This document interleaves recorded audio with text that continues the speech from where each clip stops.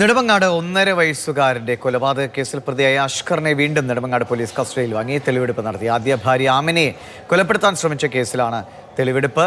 ഇന്ദുലേഖ രേണു വിവരങ്ങളുമായി. ഇന്ദുലേഖ, ഞെട്ടലോടെ കണ്ട വാർത്തയായിരുന്നു ഈ തെളിവെടുപ്പ് സമയത്ത് നാട്ടുകാരുടെ പ്രതിഷേധം, ഇതൊക്കെ നമ്മൾ കണ്ടതാണ്.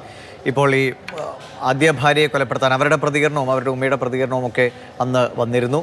ഈ തെളിവെടുപ്പ് ഇന്ന് പൂർത്തിയായോ? എന്താണ് അതിൻ്റെ വിവരങ്ങൾ?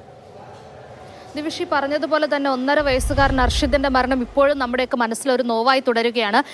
ഇതിനുശേഷം പോലീസ് കസ്റ്റഡിയിലായിരുന്നു. അതിനുശേഷം മറ്റ് ഒരു തെളിവെടുപ്പിന് വേണ്ടി ഇപ്പോൾ പോലീസ് വീണ്ടും കസ്റ്റഡിയിൽ വാങ്ങിയിരിക്കുകയാണ് അഷ്കറിനെ. അതായത് ഒന്നാം ഭാര്യയെ ഇയാൾ ക്രൂരമായി മർദ്ദിച്ചിരുന്നുവെന്നും അതുപോലെ തന്നെ കൊലപ്പെടുത്താനുള്ള ശ്രമങ്ങൾ നടത്തിയിരുന്നുവെന്നും അവർ അന്ന് തന്നെ നമ്മളോട് സംസാരിച്ചാണ്. മാതൃഭൂമി ന്യൂസിലൂടെ അടക്കം ഇതിൻ്റെ വാർത്തകൾ പുറത്തുപോയതാണ്. പക്ഷേ അതിനുശേഷം ഇവർ ഒഫീഷ്യലായിട്ട് ഒരു കേസ് കൊടുത്തിരുന്നു. ആ കേസിലാണ് ഇപ്പോൾ വീണ്ടും ഒരു തെളിവെടുപ്പ് നടത്തിയിരിക്കുന്നത്.